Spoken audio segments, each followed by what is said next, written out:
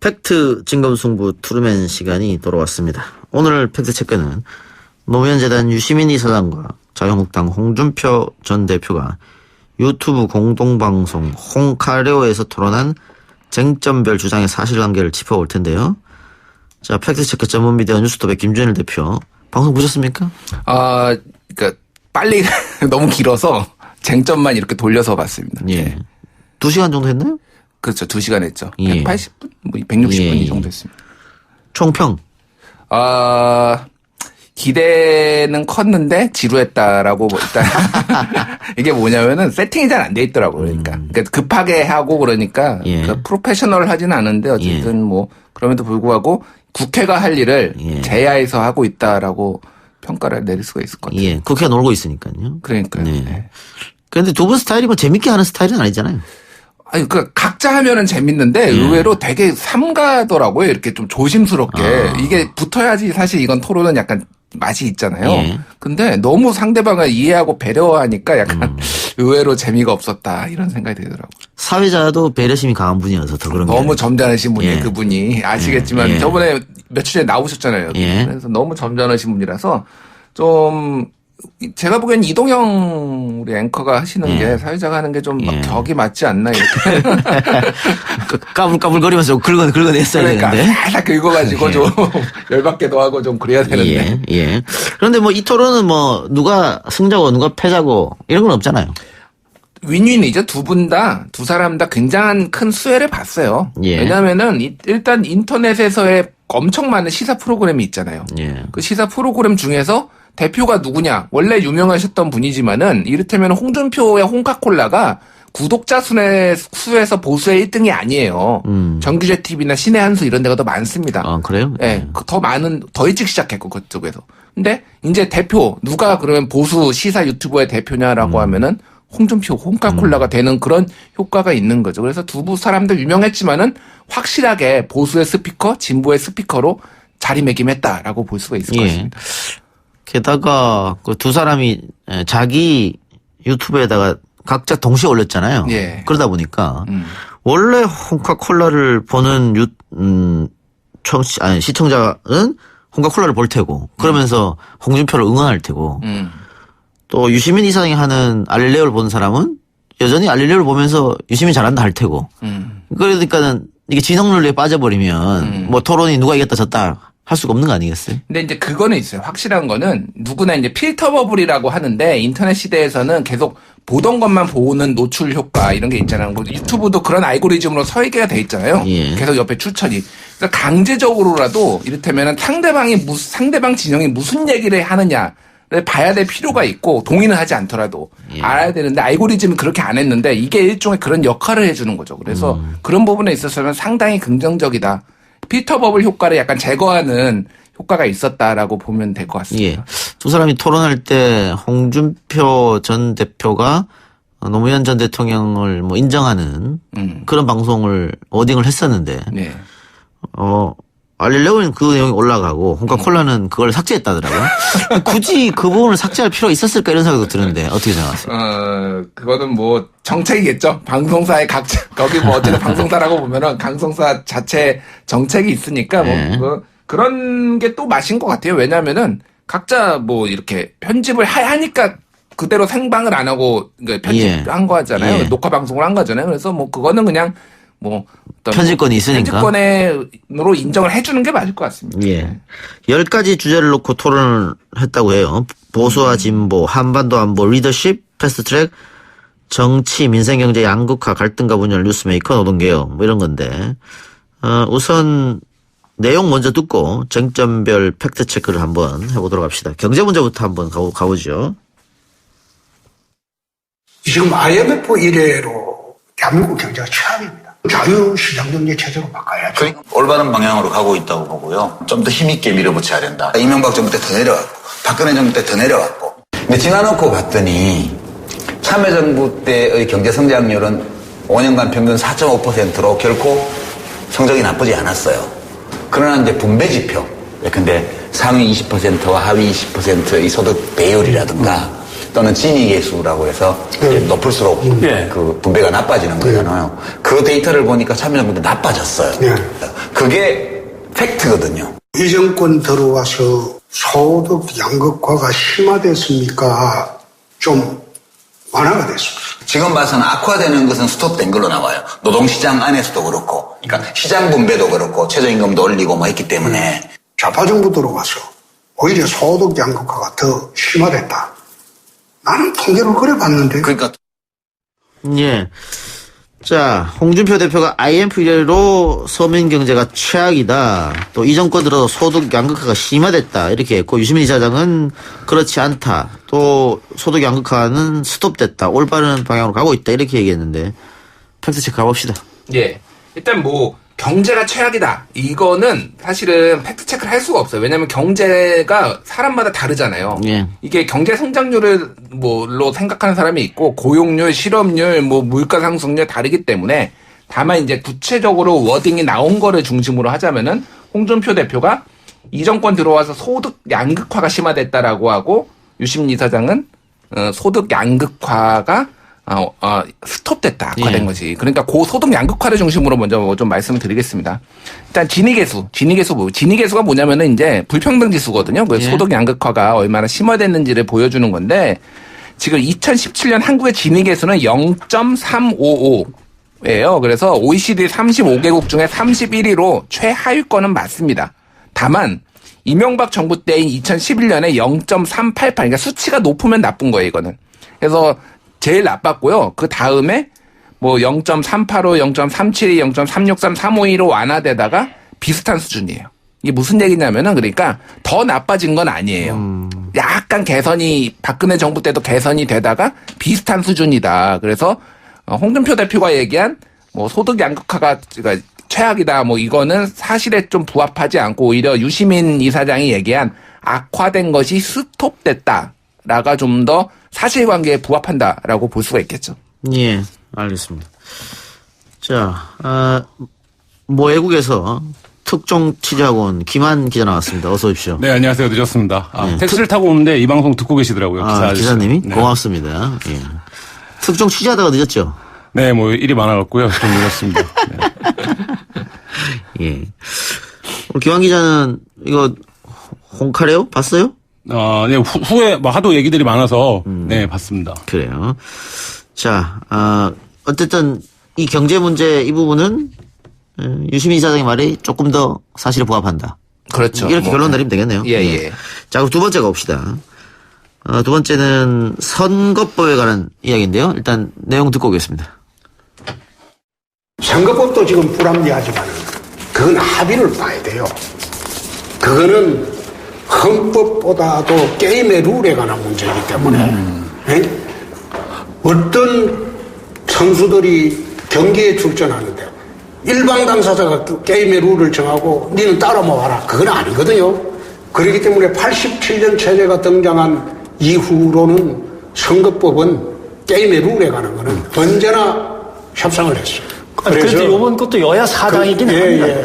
그렇죠. 아니, 민주당이야 다 위성정당이지. 토론에서 합의될 수 있으면 이 세상이 얼마나 평화롭겠어요. 안 되잖아요. 안 되니까 어쩔 수 없이 절차로 타협하게 만든 게 민주주의잖아요. 국회법이고요. 근데 지금 자유한국당이 하는 거는 내용상 타협을 안 할 뿐만 아니라 내 주장을 안 굽힌다. 그럼 결국은 절차로 가게 돼 있어. 절차로. 국회법 절차에 따라서 결과를 도출하게 돼 있는 게 절차에 의한 타협인데 이것도 못하게 막고 있잖아요. 선거의 룰에 관한 문제는 합의를 해라. 합의를 해라. 예, 선거법 이야기 듣고 왔는데요. 홍 전 대표가 87년도 이후 선거법을 일방 처리한 사례가 없다. 이렇게 이야기했는데. 이거 홍 전 대표 말이 어떻게 맞습니까? 어떻습니까? 아니요, 이 부분은 사실이 아닌데요. 사실 이 부분은 이 홍카라오가 시작하기 전에 이미 여러 차례 다른 언론들에서 팩트체크가 됐던 바가 있습니다. 그러니까 자유한국당이 이 주장을 계속 해왔는데, 일방 처리한 사례가 없었다고. 근데 이제 1988년 3월 8일 선거법 개정 당시에 여당이었던 민정당이 당시 날치기로 통과를 시켰던 적이 있는데요. 이때 이제 만들어진 선거가 지금 개혁을 해보려고 노력하고 있는 이른바 이제 이 승자 독식 선거 구조가 이제 이때 민정당의 단독 처리 날치기로 이제 만들어 진행 상황입니다. 뭐 당시 상황은 워낙 유명했던 일이라서 뭐 거의 모든 언론에 보도가 됐었고 이때 이제 국회 부의장을 했던 분이 지금 뭐 국회의원의 누구네 이런 얘기까지 지금 다 보도가 됐던 상황이라서요. 뭐 87년 이후 선거법을 일방 처리한 사례가 없다. 이런 이제 홍 전 대표의 주장은 사실 아니고요. 그 유 전 장관이 이런 얘기도 했습니다. 협상에서 바꾼 적도 한 번도 없다. 이렇게 얘기를 했는데 이 말도 사실은 아닙니다. 왜냐하면 협상을 해서 바꾼 적이 있어요. 2004년도에 국회의원 정수를 299명 현행으로 늘릴 때 그 이를 조정하는 법안, 선거법 개정안을 합의 처리했던 바가 있고요. 2005년도에도 선거 연령을 20세에서 19세로 내리는 것을 합의 처리했던 바가 있습니다. 예, 이 부분은 양쪽에서 조금씩 다 팩트에 오르고 있었다 이렇게 보면 될 텐데 서로 부딪힌 이슈가 있었던가 하면 의견이 모아진 정점들도 있었는데 의견이 모아진 것은 노무현 전 대통령에게 우리가 모질게 했다. 이건 아마 자유한국당 옛날 한나라당 이야기인 것 같아요. 이 부분. 그다음에 김대중 전 대통령은 정치보복하지 않았다. 이 부분에 대해서 의견 일치를 봤고요. 세 번째 다른 이야기 해봅시다. 좌파 독재라는 표현을 지금 한국당이 자주 쓰고 있는데 그 홍준표 전 대표가 부적절하다고 하기도 했었는데 그 내용 듣고 오겠습니다. 헌법을 파괴하는 쿠데타 다 우파 쪽에서 했고 이 진보 쪽은 한 번도 헌법 질서를 물랑케 하거나 자유를 탄압한 적이 없어요. 근데 와서 지금 좌파 독재라고 그러니까 아니 물론 대통령이 야당과 좀 대화가 너무 적거나 소홀하거나 이런 거는 비판할 수 있겠죠. 그러나 대통령이 야당과 대화가 좀 부족하다는 이유로 이거를 독재라고 그래버리면 내가 그 이야기를 할 때 그 이야기를 했어요. 지금은 좌파 광풍 시대다. 아, 독재는 아니고 광풍이다. 시대다. 예. 홍준표 대표도 이야기했듯이 자유한국당이 사용하는 좌파 프레임은 다소 무리한 측면이 있는 것처럼 보이긴 하는데 타당성은 어떻게 보십니까? 일단 독재라는 것을 좀 사전적으로 이제 정의를 이제 할 필요가 있어요. 그래서 이제 이거를 우리가 이제 일반적으로 쓰는 어휘들이 있잖아요. 야, 이건 독재다라고 했을 때는 그 사람이 일방적으로 이렇게 뭔가에 뭐 이를테면 수장이나 그런 사람들이 전횡을 할 때 이제 그런 거를 이제 레토릭, 일종의 수사학으로서 쓰는 건데 좀 더 정치적으로 좀 정확하게 하자면은 이제 체제가 있어야 돼요. 독재라는 거는 이 그 대통령이나 수상이나 뭐 총리가 일방적으로 할 수 있는 시스템이 갖춰져야 되지 독재가 가능한데 그럼 지금 대한민국 정치 체제가 그런 독재가 가능한 시스템이냐? 그럼 야당이 이런 비판도 못하는 게 사실은 어떤 일종의 독재인데 비판도 다 하고 보이콧도 하고 장외투쟁도 하지 않습니까? 그래서 이거는 정치적 수사다. 수사에 불과하고 그런 것들을 좀 더 대중에게 본인들의 유리하게 설득하려는 시도로 보는 게 더 맞을 것 같습니다. 예. 자, 여기에 대해서는 뭐 우리 청취자분들도 다 동의할 것 같으니까 깊게 안 들어가고요.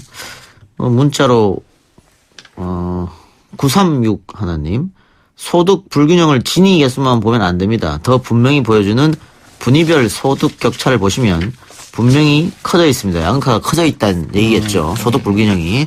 그 부분을 다시 한번 짚어보죠. 우리가 아까 양극화 얘기는 빼먹었으니까. 네, 뭐 간단하게 말씀드리면 여기 이 코너에서도 몇 번 말씀을 드린 적이 있었던 것 같은데요.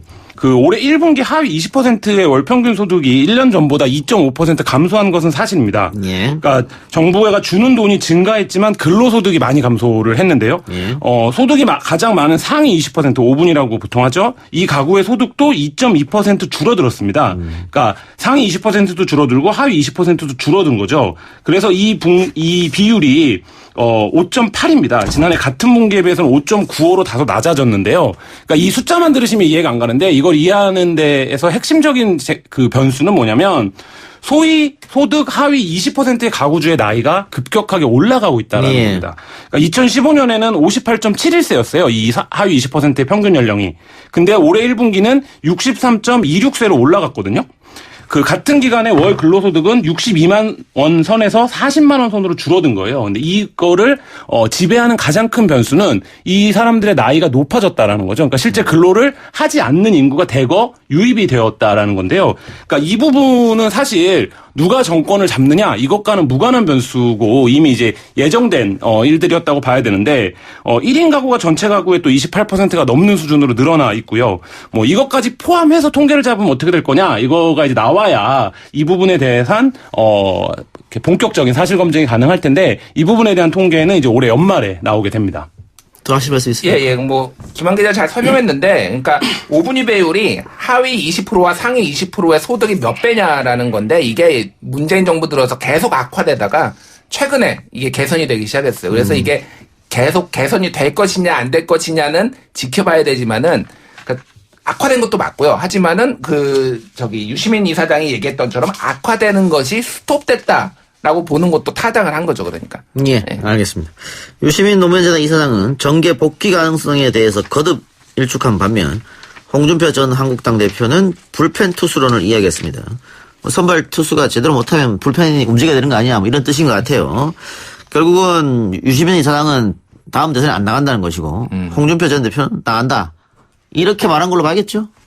아니 뭐 대선을 근데 홍준표 전 대표가 이를테면은 뭐 탈당을 해서 나갈 수는 없고, 예. 한마디로 이제 지금의 현 당대표와 뭐 이를테면 잠재적 잠룡들이 이제 약간의 뭐 시간이 지나면서 고꾸라지거나 좀 힘이 빠졌을 때 다시 이제 구원투수란 말이 그거 아닙니까? 그래서 예.